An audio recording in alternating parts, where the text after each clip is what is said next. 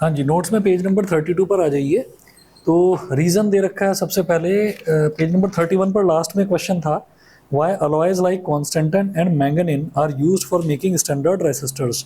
तो कॉन्स्टेंटन और मैंगनीन, ये जो अलॉयज हैं, इनको रेसिस्टर्स बनाने के काम क्यों लिया जाता है? तो पहला है, these alloys have high value of resistivity.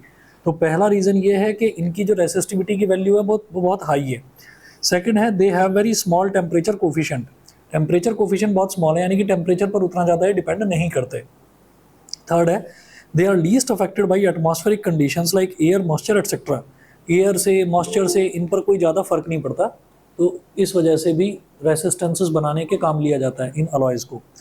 और चौथा है, there contact potential with copper is small. मतलब अगर कॉपर के साथ में वो जुड़ भी जाते हैं या टच भी हो जाते हैं तो उनके अंदर कोई नया पोटेंशियल डेवलप नहीं होता। तो ये 4 रीजंस हैं जो आपको याद रखने हैं, ये अलॉयज को ही यूज़ करके स्टैंडर्ड रेसिस्टेंसेस क्यों बनाए जाते हैं।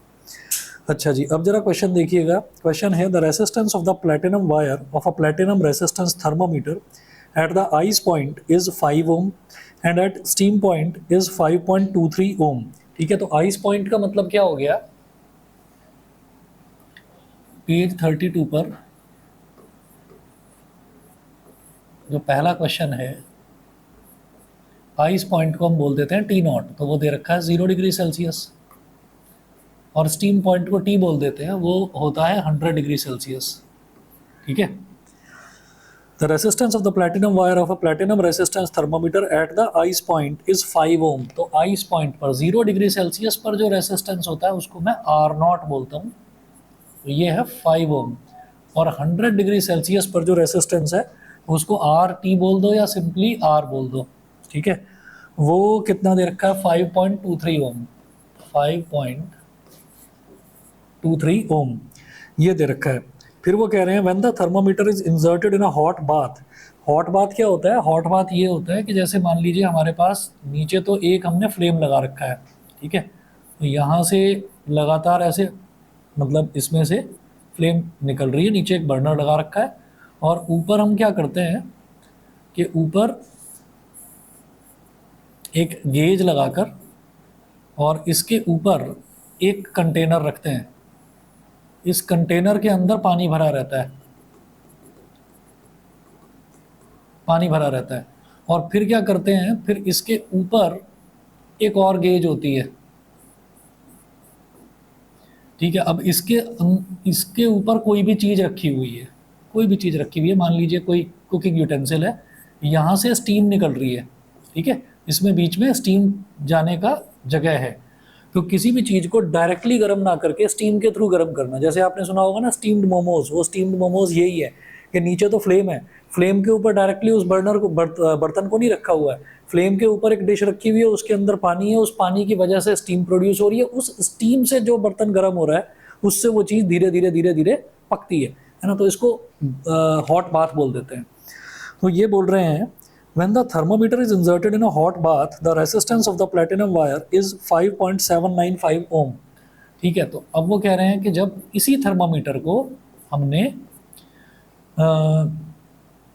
हॉट बाथ के अंदर इंसर्ट कर दिया तो टेम्परेचर हॉट बाथ का कितना होगा ये मुझे नहीं पता, लेकिन उस टाइम उसका जो रेसिस्टेंस है वो मेज़र करा गया, वो आया 5.795 ओम। 5.795 ओम ये इसका थर्मामीटर का रेसिस्टेंस था। वो कह रहे हैं, calculate the temperature of the bath, calculate the temperature of the bath. अब आप ये देखिए, हमने एक फॉर्मूला लिखवाया था पेज नंबर 29 पर, देख लीजिए, R T is equal to R not into 1 plus alpha T. ठीक है, तो फॉर्मूला क्या है यहाँ पर लिखेंगे, as we know that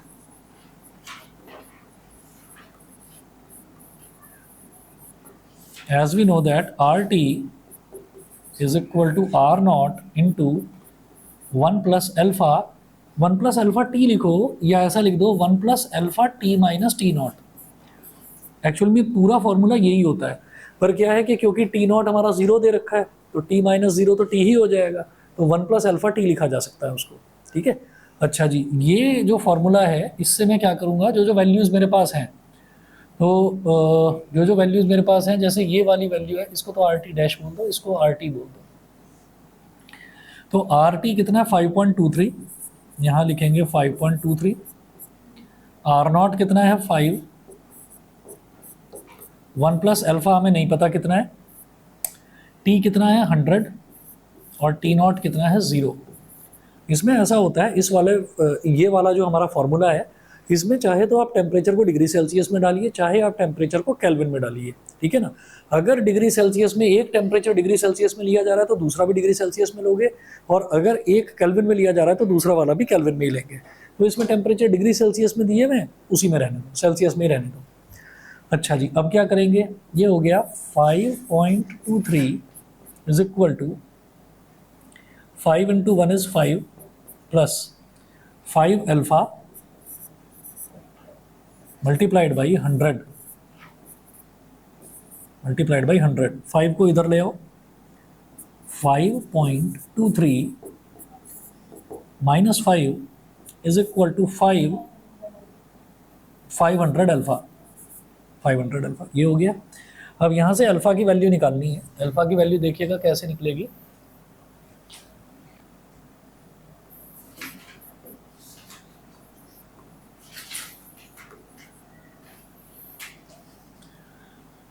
alpha की वैल्यू ऐसे निकलेगी, alpha is equal to 5.23 minus 5 कितना हो गया 0.23 अपॉन 500, 0.23 अपॉन 500, ठीक है। अभी इसको ऐसे ही छोड़ दीजिए, 0.23 upon 500।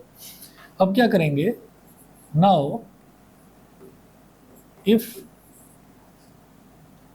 Are T is equal to 5.795 ohm, then formula लगाएं, आर टी को आर टी डैश बोल दो, R T dash is equal to R not into 1 plus alpha T dash minus T not.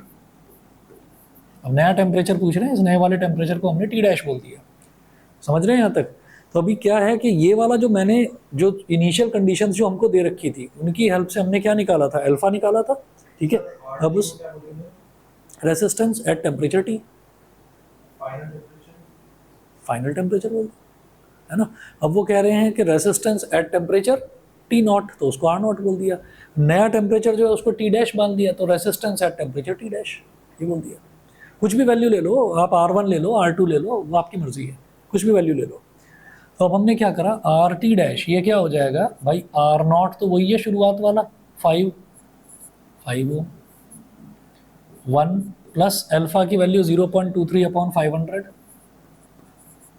0.23 upon 500 multiplied by T dash मेरे को निकालना है, minus T not कितना है 0 है, कितना हो गया R T dash is equal to 5 into 1 is 5 plus 5 into 0.23 upon 500 multiplied by T dash. अब आर टी डैश की वैल्यू क्या दे रखी है 5.795, 5.795 इज इक्वल टू 5 प्लस इधर ये कट गया, नीचे 100 आया,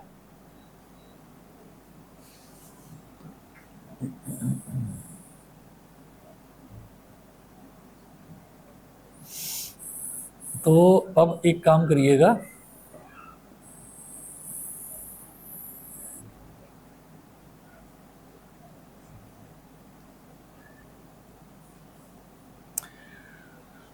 प्लस 0.23 अपॉन 100 टी डैश, ये हो गया। 5 को इधर ले जाइए 5.795 minus 5 is equal to 0.23 T dash upon 100। यहाँ तक बता दीजिए, यहाँ तक क्लियर है, ठीक है। अब क्या करेंगे, 5.795 में से 5 को सब्ट्रैक्ट कर दिया तो 0.795, 0.795 is equal to 0.23 T dash upon 100। 100 को इधर ले जाओ,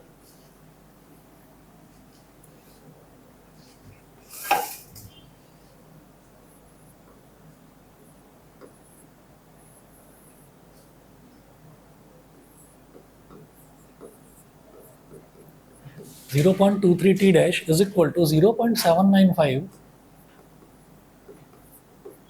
into 100। डेसिमल गया तो नीचे आया 1, 1 के नीचे आ गए 1, 1 के बाद आ गए 3 जीरो, 2 जीरो से 2 जीरो कट गए, ठीक है। तो T dash is equal to ये बन गया मेरे पास 79.5 और ये क्या हो गया 0.23। इधर डेसिमल गया तो ऊपर आया 100, इधर डेसिमल गया तो नीचे आया 10। एक जीरो से एक जीरो कट गया तो टी डैश क्या हो गया 7950 अपॉन 23। तो 7950 को 23 से डिवाइड करिए, ठीक है। कैसे करेंगे 7950 डिवाइडेड बाई 23। तो 23 3 जा 69 होगा, 3 3 जा 9, 3 2 जा 6, 69। तो यहाँ पर आ गया 10, फिर 5 आ गया नीचे 105। तो 23 5 जा नहीं 23 4 जा करेंगे, 4 3 जा 12, 1 कैरी, 4 2 जा 8, 92 आ गया। तो कितना बचेगा 5 माइनस 2 इज 3, 13 हो गया। फिर एक ज़ीरो आ गया 130, 130 यानी कि 23 शायद 6 जा 6 3 जा 18, 6 2 जा 12 और 1, 12 और 1 तो बड़ी वैल्यू आ जाएगी, 5 से ले लो, ठीक है। तो 5 ले लो,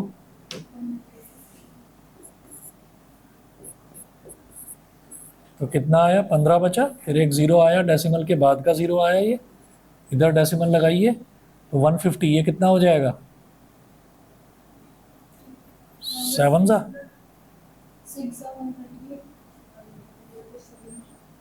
6 जा ही होगा ना।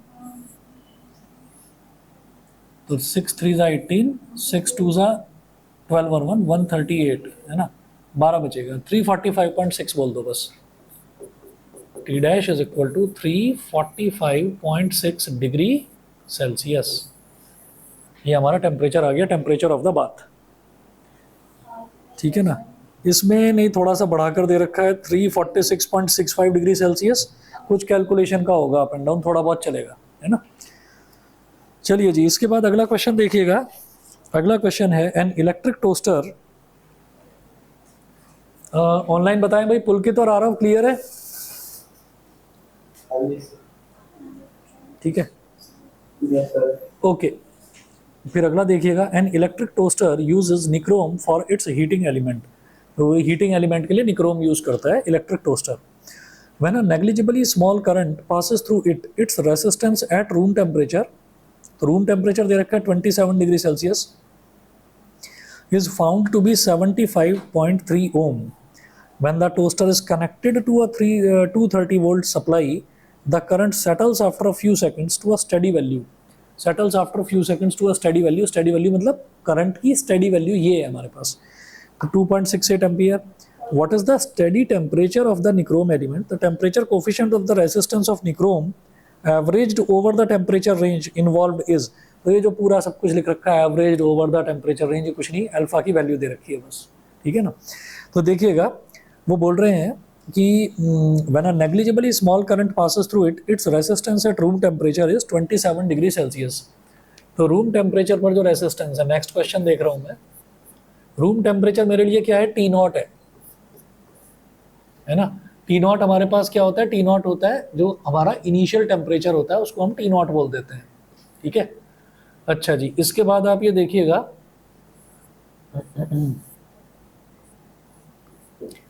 टी नॉट कितना दे रखा है 27 डिग्री सेल्सियस। अच्छा जी, तो टी नॉट पर इनिशियली उसका जो रेसिस्टेंस है वो कितना था 75.3 ओम। तो यानी कि आर नॉट कितना है 75.3 ओम, ये हो गया, समझ गए, ठीक है। अच्छा जी, फिर उसके बाद उन्होंने कहा when the toaster is connected to a 230 volt supply, the current settles after a few seconds to a steady value 2.68 ampere, ठीक है। तो वोल्टेज की वैल्यू दे रखी है, क्या है, मेरा सर लगा क्या इसमें। वोल्टेज की वैल्यू दे रखी है 230 वोल्ट और करंट की वैल्यू 2.68। तो अगला रेसिस्टेंस कैसे निकालेंगे, V अपॉन आई करके। हाँ जी, तो वोल्टेज की वैल्यू कितनी दे रखी है 230 और करंट है 2.68।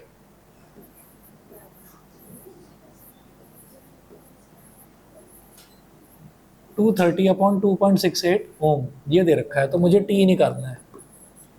ये हो गया। और जी अल्फा की वैल्यू जरा देखिए, अल्फा की वैल्यू कितनी है 1.7 इंटू 10⁻⁻4, 1.7 इंटू 10⁻⁻4 पर डिग्री सेल्सियस। डिग्री सेल्सियस के ऊपर -1 लगा रखी है पावर, तो पर डिग्री सेल्सियस बोलेंगे इसको। ठीक है, अच्छा जी, तो सारी वैल्यूज दे दी, टी निकालना है। यहाँ लिखेंगे एज वी नो दैट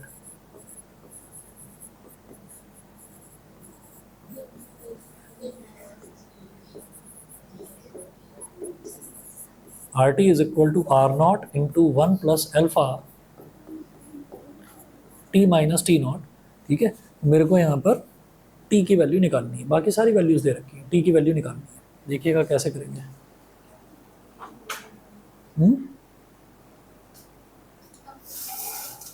तुम्हारे एग्जाम कैसे हुए? बढ़िया।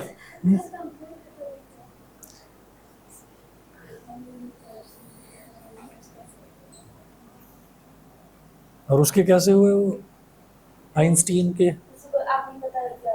हाँ हाँ, मेरे को समझ में आ जाता है। जो बच्चे ना एग्जाम्स में ये होता है कि अब मेरे एग्जाम्स चल रहा है, मैं छुट्टी मारूंगा पूरे 10 दिन की, उससे समझ में आ जाता है कि आइंस्टीन के लेवल की पढ़ाई चल रही है इसकी, है ना। ये पेपर में ही अभी वो फिर वो रात में ना फिर वो 1 शॉट वीडियोस चलती हैं, फिर उस 1 शॉट ही मेरा बेड़ा पार लगाएंगे, उससे बेड़ा बेड़ा पार लगता नहीं।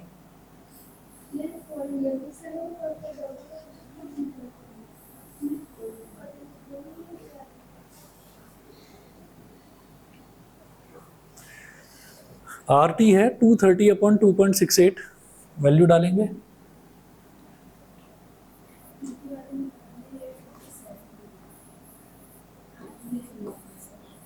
टू 30 अपॉन 2.68 इज इक्वल टू, हाँ जी, R0 कितना दे रखा है 75.3, 75.3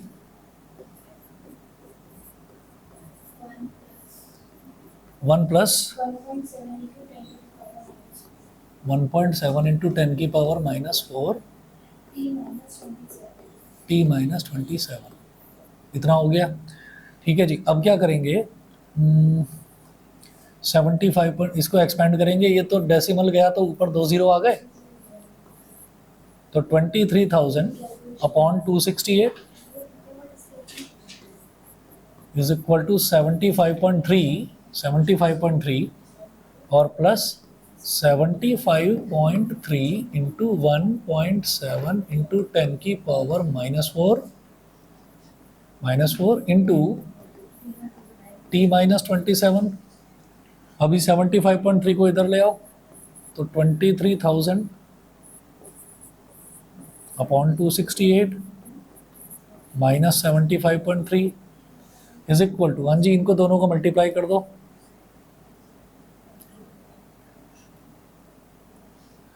17 3 ज़ा 51, 5 कैरी, हाँ 10⁻⁻4 है, तो 17 3 ज़ा 51, 5 कैरी आ गया, 17 5 ज़ा 85, 85 और 5 90, 9 कैरी आ गया, 17 7 ज़ा 119 और 9 128। डेसिमल के बाद एक डिजिट, डेसिमल के बाद एक digit, 128.01 into 10⁻⁻4 into T minus 27, ये हो गया।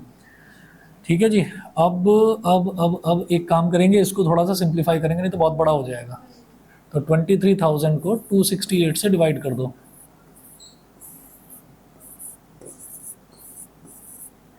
तो 268, अब 230 तो आएगा नहीं, तो 2300 इस पर देखेंगे, तो 268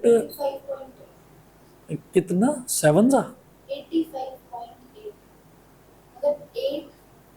ये पूरा 85.8 है, सही है ये। अच्छा कैलकुलेटर से करा है, अरे वाह क्या बात है, माइनस, बिल्कुल सही करा, -75.3 इज इक्वल टू, अब ये जो है हमारे पास 128.01 है, इसको भी नीचे ले आओ,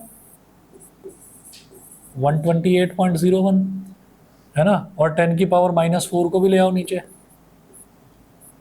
तो ये मेरे पास इधर क्या बचा, t-27, ये कितना हो जाएगा, 8 - 3 इज 8 - 3 इज 5, 5 - 5 इज 0, 10.5 हो गया, और इसको डिवाइड करना है 128.01 से, ऊपर 10 की पावर 4 आ गया,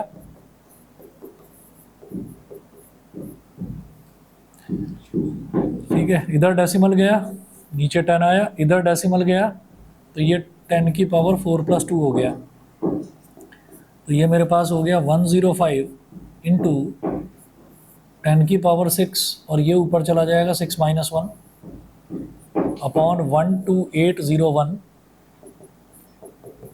इज इक्वल टू t-27, तो 10 की पावर 5 हो गया ऊपर, अब करो जी डिवाइड फिर इसको, 105 और उसके आगे 1 2 3 4 5, 12801 इज इक्वल टू t-27, बताओ भाई, अब कैलकुलेटर से ही करके बताओ, 1 मिनट जी, कितना 821 आ रहा है, पूरा पूरा कट रहा है, 821 और t-27, इसको इधर ले आओ,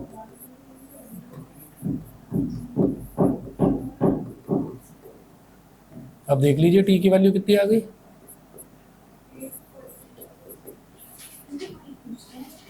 848, यही आ रहा है 847, ठीक है, वो 1-2 डिग्री का ऊपर नीचे चलेगा।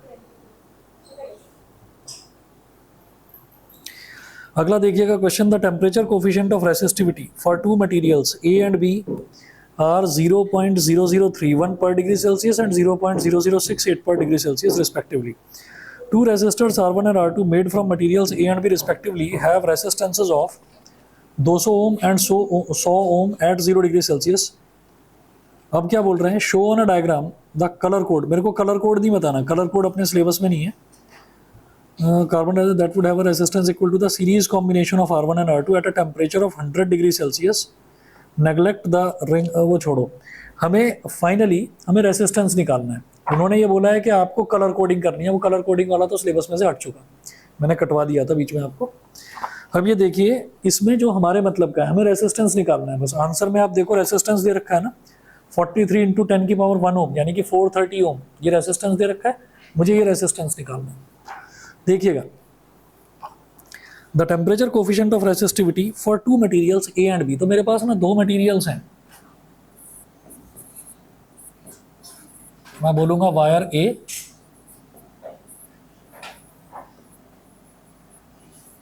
और वायर बी। अब वायर ए और वायर बी की बात हो रही है, तो अल्फा फॉर ए, तो यहां लिखेंगे अल्फा ए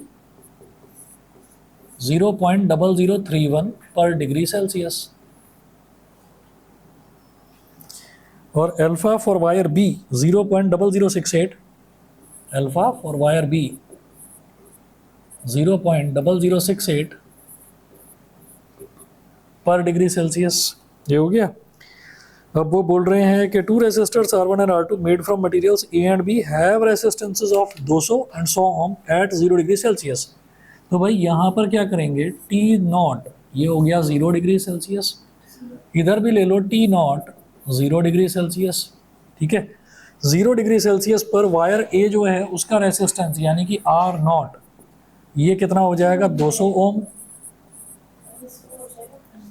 इसका हो जाएगा 100 ओम, ठीक है। अब वो कह रहे हैं कि मेरे को क्या करना है, मेरे को R1 और R2 का मतलब इधर वाला फर्स्ट वायर और सेकंड वायर का सीरीज कॉम्बिनेशन बताना है, कितने टेम्परेचर पर, 100 डिग्री सेल्सियस पर, मतलब T की वैल्यू है 100 डिग्री सेल्सियस वायर ए में भी, और T की वैल्यू है 100 डिग्री सेल्सियस वायर बी में भी, ठीक है।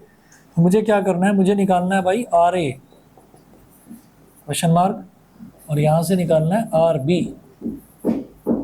सही है, तो पहले आर ए निकालेंगे फिर आर बी निकालेंगे, और सीरीज कॉम्बिनेशन क्या होता है रेसिस्टेंसेस का, दोनों को ऐड कर देते हैं। सीरीज में रेसिस्टेंसेस तो सीधा सीधा ऐड कर दिया जाता है। आर ए निकालना है, आर बी निकालना है, निकालोगे? करो ना, पहले इसका कर लो आर ए का, आर ए निकालो आर बी निकालो। ठीक है, मुझे एक मिनट दो जरा आ रहा है।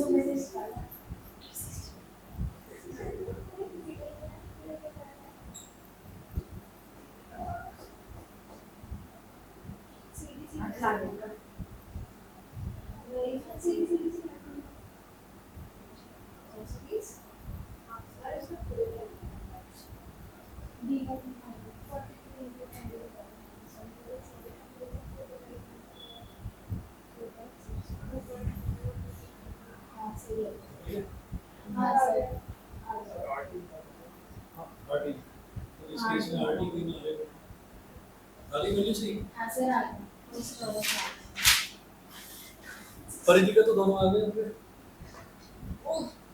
कैलकुलेटर थोड़ी स्पीड बढ़ जाती है।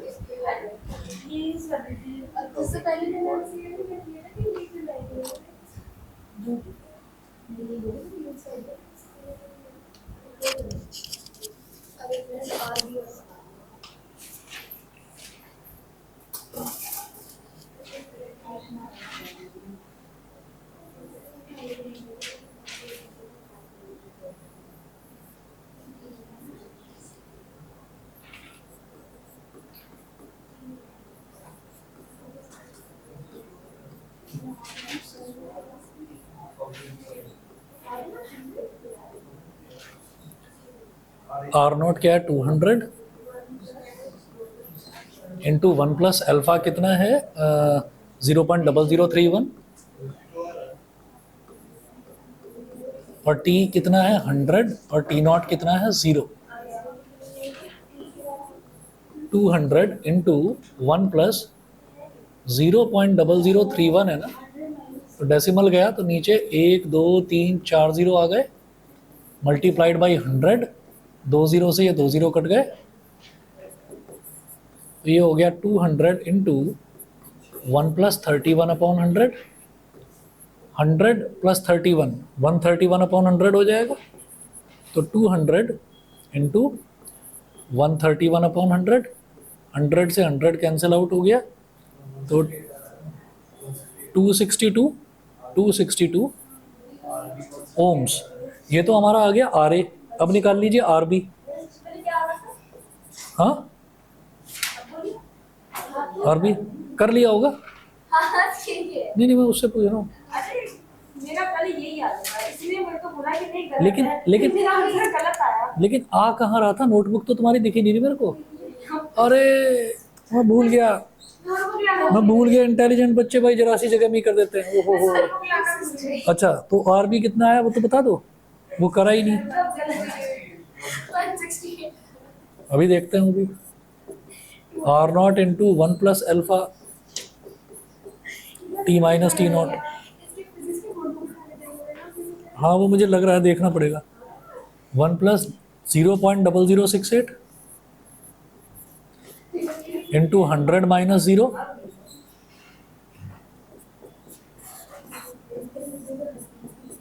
1 प्लस डेसिमल गया 0068, इसके नीचे 10,000 इंटू 100, 2 0 से 2 0 कट गए, तो ये कितना हो जाएगा? 100 इंटू 100, 100 इंटू 100, 100 प्लस 68, 168, 168 अपॉन 100, 100 से 100 कट गया तो 168 ओम आ गया। ठीक है, और दोनों का सीरीज कॉम्बिनेशन क्या हो जाएगा? दोनों को ऐड कर दो। ठीक है, नोट करना है, हो गया।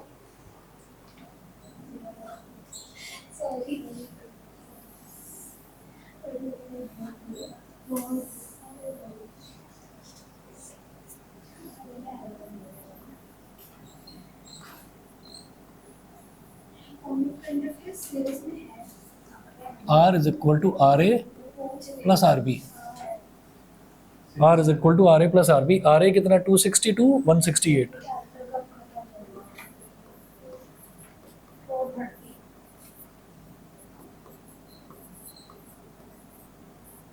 430 ओम। ठीक है, ठीक है जी। उसके बाद देखिएगा पेज नंबर 33 पर ओमिक कंडक्टर्स। तो ऐसे कंडक्टर्स जो कि ओम्स लॉ को फॉलो करते हैं उनको हम ओमिक कंडक्टर्स बोलते हैं। The conductors which obey Ohm's law are called ohmic conductors. For these conductors the linear relationship between voltage and current holds good. The resistance R is equal to V upon I is independent of the current I through the conductor. Thus the VI graph for ohmic conductors is a straight line passing through the origin. A metallic conductor for small currents and the electrolyte like copper sulfate solution with copper electrodes are ohmic conductors as shown. तो ohmic conductors वो होते हैं जो कि Ohm's law को follow करते हैं।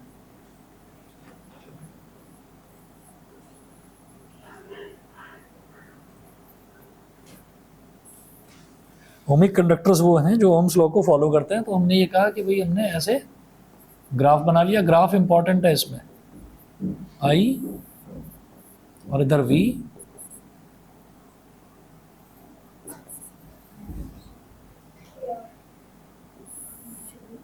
तो ये वाला ग्राफ जो कि ओरिजिन से पास हो रहा है ये प्योर मेटल के लिए हो गया।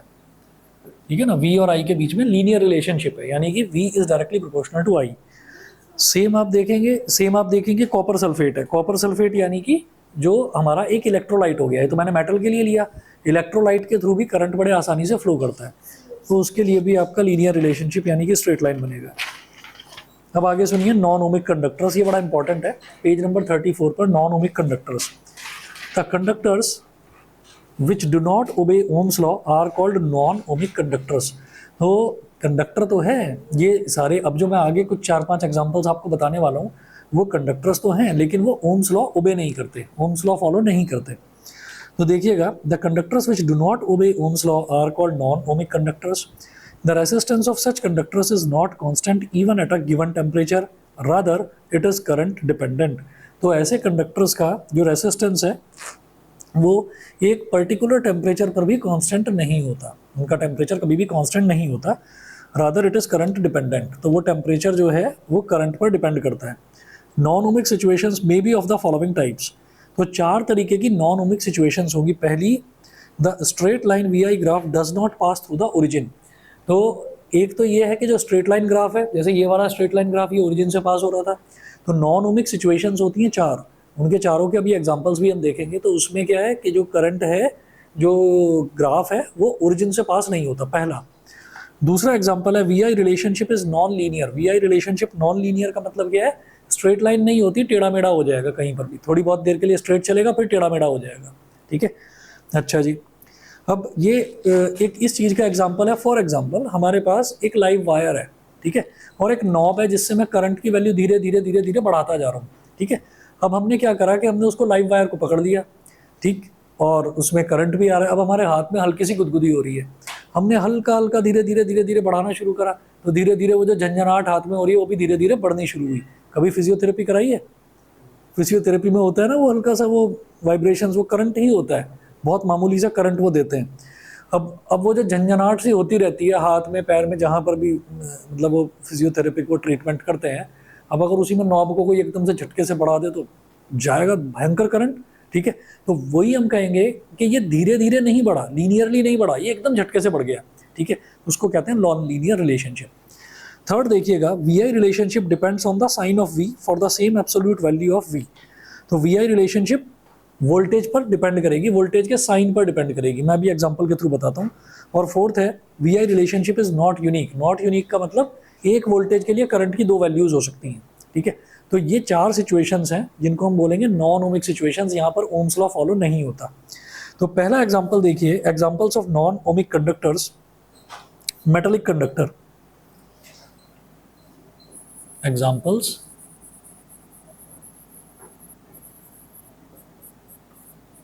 of non-ohmic conductors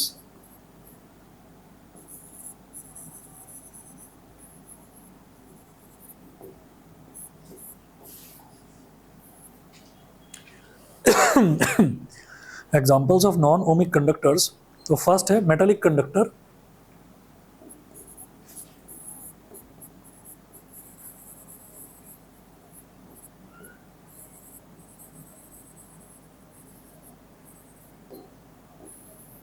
metallic conductor, metallic conductor में क्या होता है, for small currents a metallic conductor obey Ohm's law and its V I graph is a straight line. अगर बहुत छोटा करंट है, वैल्यू करंट की कम है, तो जो मेटालिक कंडक्टर्स हैं वो ओम्स लॉ ओबे करते हैं। उसके बाद but when large currents are passed through the same conductor it gets heated up and its resistance increases as shown. तो मेटालिक कंडक्टर में जब हमने थोड़ा थोड़ा करंट पास करना शुरू करा तब तक तो ठीक था, नहीं प्योर मेटल्स हैं, प्योर मेटल्स हैं। अभी बताता हूँ कि क्या चीज़ है ये, अभी समझ में आएगा। ये आई है और ये वी है,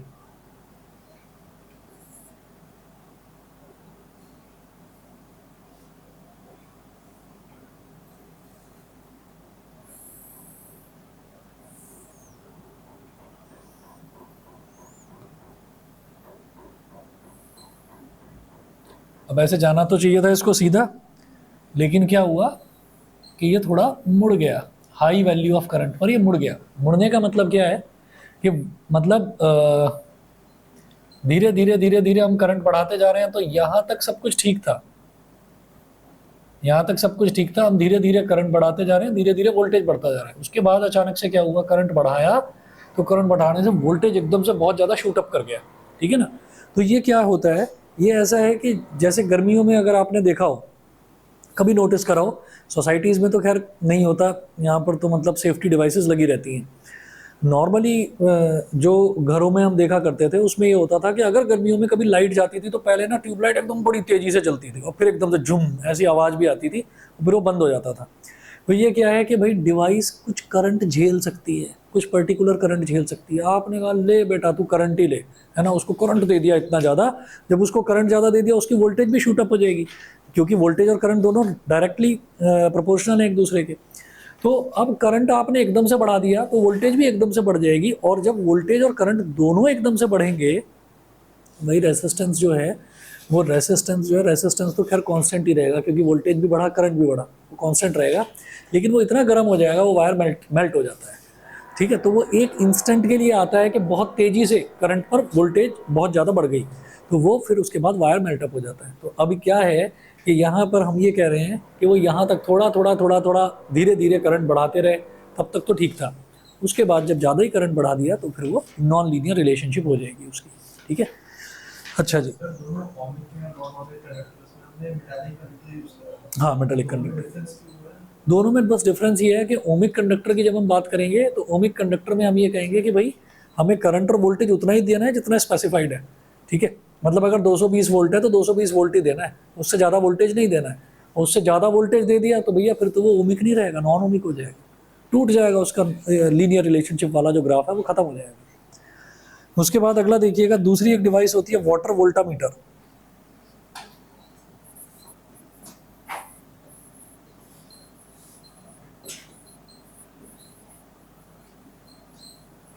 वाटर वोल्टामीटर, सबके इनके ग्राफ्स आपको याद होने चाहिए। वाटर वोल्टामीटर में क्या होता है, here a back EMF is set up due to the liberation of hydrogen at the cathode and oxygen at the anode. No current flows through the voltameter until the applied potential difference exceeds the back EMF of V naught 1.67 volt for water voltmeter। Water voltameter एक device है जिसमें उस device के अंदर पानी भरा जाता है और उससे हम वोल्टेज मेजर करते हैं। तो यहाँ पर हमने एक्स एक्सेस पर हम ले रहे हैं वोल्टेज और वाई एक्सेस पर हम ले रहे हैं करंट। यहाँ पर ये ओरिजिन है, लीनियर रिलेशनशिप है वोल्टेज में और करंट में, लीनियर रिलेशनशिप है, लेकिन वो ओरिजिन से पास नहीं होता। ठीक है, तो ये वाला जो वोल्टेज है इसको हम वी नॉट बोलते हैं, ये होता है 1.67 वोल्ट, 1.67 वोल्ट। ठीक है, तो ये भी एक नॉन ओमिक रिलेशनशिप है। नॉन ओमिक रिलेशनशिप मतलब ऐसा ग्राफ जो कि ओरिजिन से पास ना हो। तीसरा एग्जांपल देखिए, पीएन जंक्शन डायोड। ये अगेन चैप्टर नंबर 14 में हम करेंगे।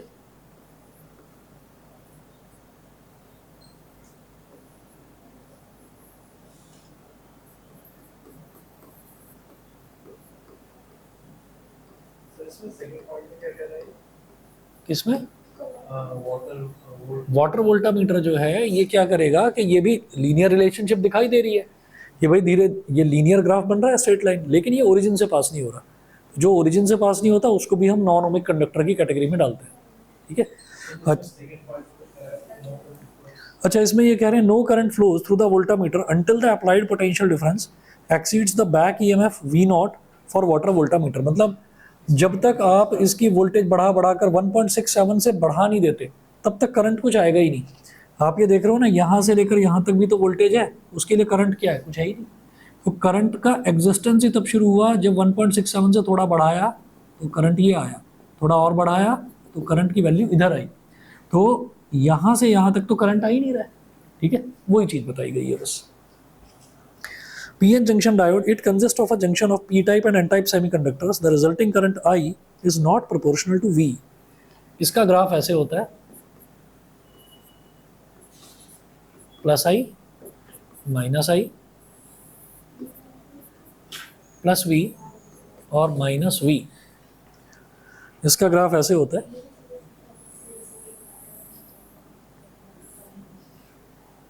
ठीक है, लीनियर नहीं रहेगा ग्राफ, इधर भी लीनियर नहीं है इधर भी लीनियर नहीं है। पीएन जंक्शन डायोड होता क्या है कि पॉजिटिव टाइप सेमीकंडक्टर और नेगेटिव टाइप सेमीकंडक्टर दोनों को कंबाइन करा जाता है और ये बनता है जंक्शन डायोड। जंक्शन डायोड में अगर छोटी सी लाइट लगा देते हैं तो वो कहलाता है लाइट एमिटिंग डायोड, एलईडी। जो ये एलईडी लाइट चल रही है उसको लाइट एमिटिंग डायोड बोल देते हैं। इसको हम डिटेल में चैप्टर नंबर 14 में करेंगे। बस इतना याद रखना है, ये ग्राफ आपको याद रखना है कि ये भी नॉन ओमिक रिलेशनशिप है, लीनियर नहीं है, इधर भी स्ट्रेट लाइन नहीं बन रही है इधर भी स्ट्रेट लाइन नहीं बन रही है। ठीक है, तो एक ये हो गया तीसरा केस। चौथा केस देखेंगे थायरिस्टर का। थायरिस्टर का सिर्फ ग्राफ याद करना है, थायरिस्टर सिलेबस में भी नहीं है, पेपर में ग्राफ पूछा जा सकता है। ग्राफ कोई मत छोड़ना, मैंने बताया आपको, ग्राफ कोई मत छोड़ना, 1 या 2 नंबर का नुकसान उठा लोगे नहीं तो।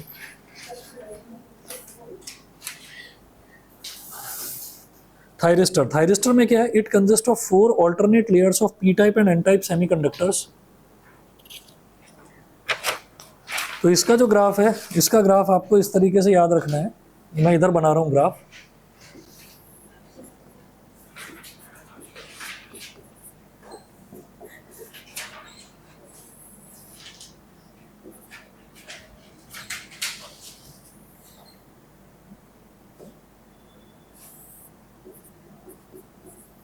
प्लस वी और माइनस वी। इसका ग्राफ ऐसे बनेगा, यहाँ से ऐसे ऐसे,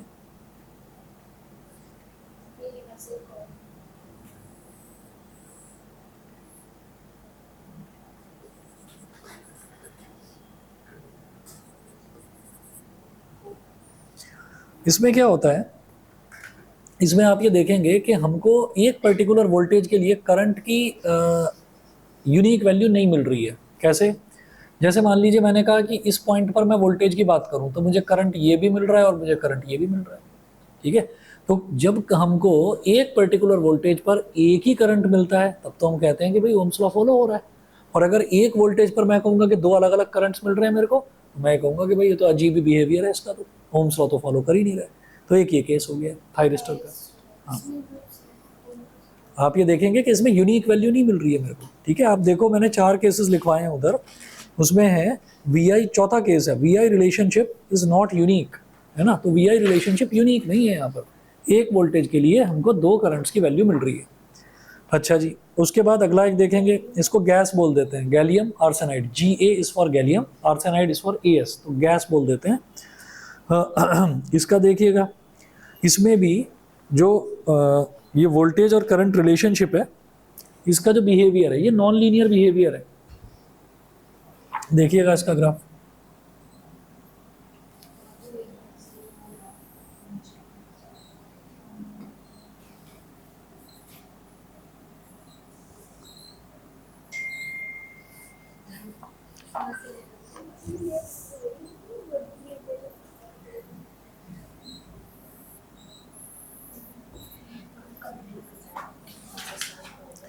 तो करंट है और वोल्टेज है। इधर करंट है मिली एम्पियर का रेंज का, और इधर वोल्टेज है V। इसका ग्राफ ऐसे बनता है, बेल शेप्ड ग्राफ बनता है इसका, ऐसे और ऐसे। तो ये भी नॉन लीनियर रिलेशनशिप है, ठीक है। तो इधर इन्होंने लिखा हुआ भी है कि नॉन लीनियर रीजन, और ये है negative resistance region. Negative resistance region मतलब जब वोल्टेज के बढ़ाने से, मैं वोल्टेज बढ़ाता जा रहा हूँ, करंट घटता जा रहा है, ठीक है। तो ये नेगेटिव रेसिस्टेंस रीजन हो गया। ऐसे बनाया कि जब हमारे पास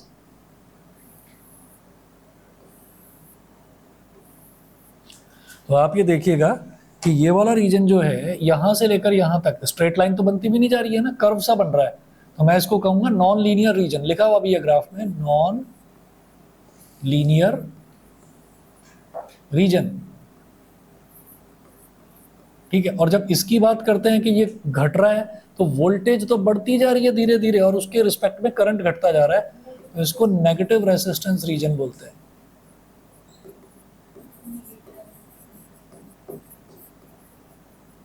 नेगेटिव रेसिस्टेंस रीजन, ठीक है। ये पांचों ग्राफ्स आपको याद करने होंगे। फिर नेक्स्ट क्लास में आपका सुपर कंडक्टिविटी कराएंगे। और हाँ, फिर आप ये देखिए पेज नंबर 38 के बाद में, पेज नंबर 38 के बाद में आपका जितना भी ये पूरा का पूरा चैप्टर बच रहा है ना, 38 के बाद, अब वो सारा न्यूमेरिकली पोर्शन है। अब उसमें कहीं कोई थ्योरी वाली पार्ट मतलब कोई चीज़ बचती नहीं है। एक दो डेरिवेशंस हैं, लेकिन वो भी आप समझेंगे कि बिल्कुल मैथमेटिकली है, ठीक है। और अगेन मैंने पहले भी बताया था, दोबारा बता रहा हूँ, चैप्टर ये थोड़ा सा लेंदी है, लेकिन अपना टारगेट ये है कि जून एंड तक मैं 3rd 4th 5th, 3rd तो निपट ही रहा है, 4th 5th सब निपटा दूंगा, ठीक है ना। और मुझे आप बता भी देना कि आपके समर ब्रेक सबका मैं ये मानकर चल रहा हूँ 1 तारीख से है, 1 तारीख से मानकर चल रहा है ना, ठीक है। फिर देख लेंगे एक्स्ट्रा क्लासेस वगैरह जितनी भी जरूरत पड़ेगी कर लेंगे।